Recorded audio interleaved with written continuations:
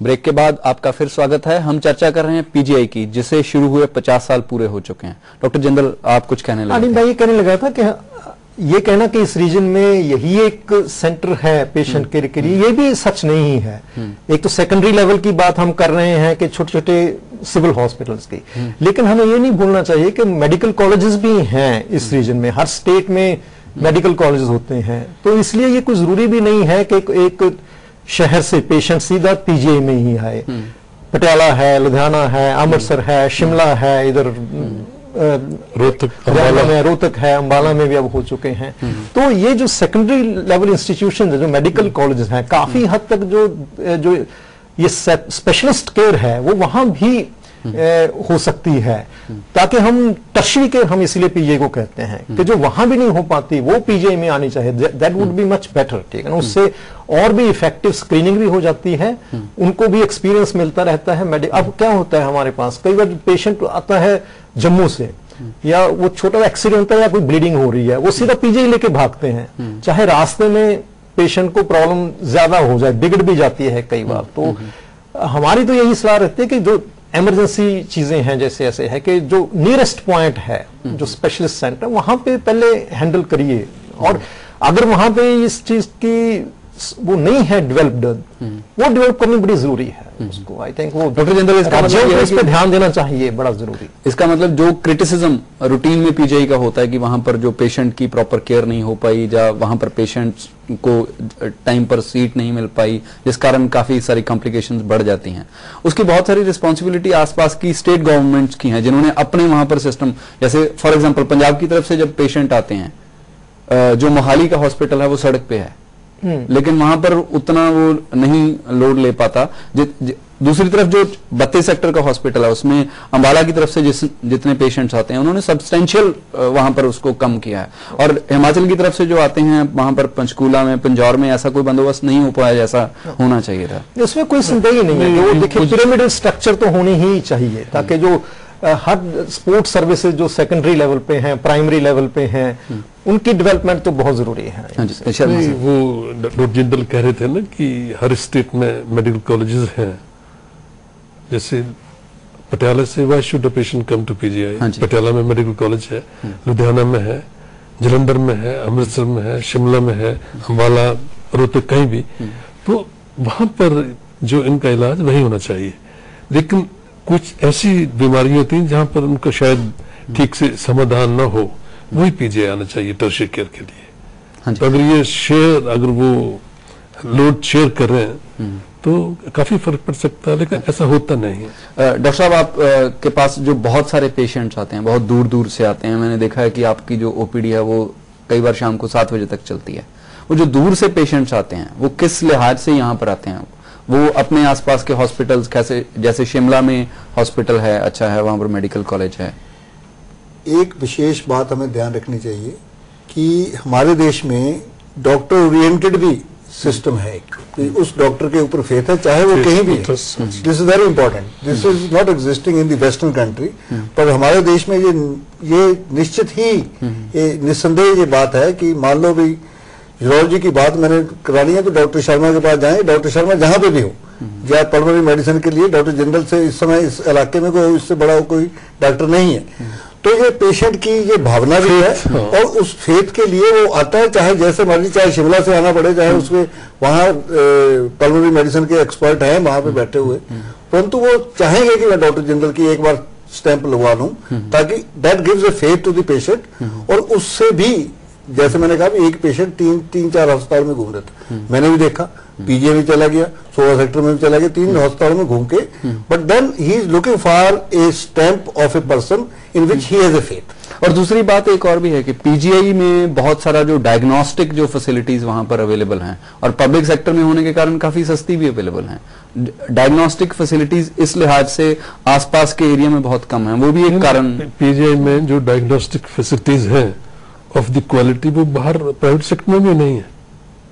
तो इसलिए वो कुछ ऐसी बीमारी है जिसका डायग्नोसिस वही हो सकता है, तो इसलिए पीजीआई भी आते हैं। तो इस लिहाज से पीजीआई की, अगर जो इस वक्त पीजीआई की समस्या है ओवरलोड होने का, अगर उसका डायग्नोस किया जाए तो वो पीजीआई में उसका इलाज कम हो सकता है, पीजीआई के बाहर ज्यादा जरूरी है, बाहर वाला डॉक्टर जिंदल आप क्या कहते हैं? नहीं, बिल्कुल ठीक बात, कि हम यही कह रहे हैं कि जो एक तरह से शेयरिंग ऑफ लोड जो है बाकी जगह से वो हो, और कुछ पीजीआई भी अपना स्ट्रक्चर इंप्रूव करने की कोशिश कर रहा है। हम अपनी जो आपने कहा कि पेशेंट को हम पेशेंट फ्रेंडली करने की कोशिश तो बहुत करते रहते हैं, पर जितना नाम बढ़ता है उतना लोड और बढ़ जाता है उससे। इनफैक्ट समटाइम्स जो क्रेडिबिलिटी है वो इटसेल्फ इज बर्डनसम, तो दैट इज, मैं ये नहीं कहता कि पीजीआई किसी भी उसमें जवाब दे रहा है, लेकिन ये शिकायत जरूर आती रहती है कि अब देखिए जो कईयों के ओपीडी पीजीआई में शाम के 6-7 बजे तक चलते हैं, तो वो पढ़ाई का, रिसर्च का टाइम कहाँ रहा उनके डॉक्टर्स के पास से उसे। जहां तक सुधार की बात है तो उसमें अगर आपको नुक्ते काउंट करने हो कि एक ये, दूसरा ये, तो क्या नुक्ते रहेंगे? मैं ये समझता हूं कि जैसे रजिस्ट्रेशन वगैरह है उसके सैटेलाइट सेंटर्स हो सकते हैं, स्क्रीनिंग हो सकती है, इनिशियल स्क्रीनिंग, ताकि जो उनको फर्स्ट लेवल पे ही नीचे से भेज दिया जाए, सबको वेट ना करना पड़े। ऐसे से छोटे पेशेंट को अपॉइंटमेंट सिस्टम है, उनको कॉलिंग सिस्टम है, जैसे आप उनको नंबर दे दिए उसके हिसाब से कॉल करते हैं, तो ऐसे छोटी चीजों से थोड़ा और पेशेंट फ्रेंडली बन सकता है। उसमें कई ये भी हमारी और सामाजिक प्रॉब्लम्स भी आती हैं, पेशेंट इतने एजुकेटेड नहीं होते, वो सबको प्रेशर रहता है, कोई पहले मुझे देख लो, पहले मुझे देख लो, अब डॉक्टर के कमरे में ही भीड़ करे रखते हैं, तो ऐसे सी, लेकिन कोशिश करते हैं कि उनको और इम्प्रूव किया जाए। डॉक्टर जिंदल भूल गए कि there is a department of telemedicine जिसको ये देख रहे थे, तो telemedicine is connected to some states, तो वहां पर जो पेरिफेरल एरियाज में डॉक्टर हैं, they can talk to the specialist in PGI through telemedicine, explain the disease, get the lead and diagnosis and treatment guidelines, no? So that can also take care of part of the load. तो उनका इलाज वहीं हो जाएगा, यहाँ आने की जरूरत नहीं पड़ेगी। पर वो तो सिर्फ उसी मामले में हो पाएगा ना जहाँ पर आपको डायग्नोस्टिक फैसिलिटीज नहीं चाहिए हैं। नहीं, जो फैसिलिटीज वहां पर होंगी वो with in that he counselling हो पाएगी। पेशेंट टू डॉक्टर कंसल्टेशन हो जाता है, वहां का जो डॉक्टर है वो पेशेंट को देख के फिर वो पीजीआई के डॉक्टर से कि ये सिचुएशन है उसकी और ये अपना डाटा उसमें फीड करके, तो देन वो ठीक है बात, कुछ लेवल की फैसिलिटीज तो वहां होनी जरूरी है ही। डॉक्टर राज बहादुर, आप क्या कहते हैं कि क्या फैसिलिटीज और होनी चाहिए, किस किस्म की उसमें सुधार की गुंजाइश है पीजीआई में? जो पहले बात शुरू हुई थी रेफरल सिस्टम की में, जब तक कि हम एक अच्छा सुदृढ़ रोबस्ट रेफरल सिस्टम ना बनाए, ये पीजीआई की प्रॉब्लम सॉल्व नहीं हो सकती। प्राइमरी हेल्थ केयर सेंटर से लेकर पीजीआई तक एक अच्छा रेफरल सिस्टम बनेगा। जिस समय तक ये नहीं बनता, कहीं पे भी ये ऐसा सिस्टम कामयाब नहीं हुआ यदि आप एक ही हॉस्पिटल को लोड करते रहेंगे, पीजीआई को लोड करते हैं। पीजीआई की भी इसमें खासियत है कि आई डोंट थिंक भी हर एक जगह इतने बड़ी स्पेशलिस्ट यहाँ जैसे पीजीआई में एक्सपर्टाइज जितनी है इतनी एक्सपर्टीज और किसी अस्पताल में नहीं है। यहाँ पे सीनियर लोग हैं, यहीं से टीचर बन के निकल रहे हैं, तो टीचर जो है वो बहुत तकड़े हैं, बड़े कामयाब हैं, इसलिए they can not be compared with any hospital. इस समय आज के दिन में मेरे ख्याल पटियाला में या अमृतसर में उतने अच्छे डॉक्टर नहीं है जितने के डॉक्टर मैं ये क्रिटिसाइज नहीं कर रहा हूँ अपने मेरे दोस्तों को, पर इस समय जो एक्सपीरियंस पीजीआई के डॉक्टर्स का, इससे पहले भी जो पीजीआई के डॉक्टर्स का वो एक्सपीरियंस ज्यादा है, मेडिकल कॉलेज उसमें से निकल के आया, तो जो मेडिकल कॉलेज में जो डॉक्टर है पीजीआई के डॉक्टर में एक्सपीरियंस से वो कम ही है।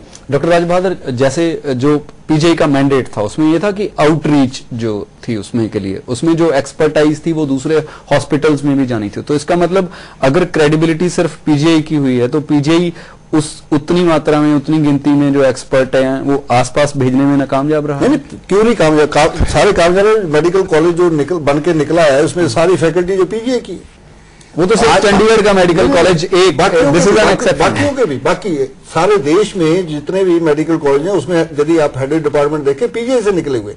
आज मैं क्रेडिट आज लेना चाहता हूं जो मेडिकल कॉलेज को एज वेल एज पीजीआई का निकला हुआ बंदा जिसने मेरे पास काम किया, प्रोफेसर, आज डायरेक्टर एम्स बन रहा हूं। रायपुर का डायरेक्टर जो है वो हमारे मेडिकल कॉलेज का एक फैकल्टी है, डॉक्टर नितिन नागरकर, वो पीजीआई का स्टूडेंट है, फैकल्टी जहां की एम्स का डायरेक्टर बन गया। इससे ज्यादा कंट्रीब्यूशन दोनों इंस्टीट्यूशन की और क्या हो सकती है? ठीक, जिस प्रकार अमृतसर से निकल के पीजीआई बना था, जिसमें डॉक्टर तुलसीदास, डॉक्टर आनंद यहाँ चटानी साहब आए थे, आज यहाँ के डॉक्टर स्टूडेंट निकल के आगे डायरेक्टर बनने जा रहे हैं एम्स के। जी, आप सारे आज की इस बहस में शामिल हुए, आपका बहुत बहुत धन्यवाद। रोजाना कई बीमारियों के बारे में सुनने को मिल रहा है और इन पर शोध भी जारी है। इस लिहाज से पीजीआई जैसे संस्थानों की अहमियत और भी बढ़ जाती है।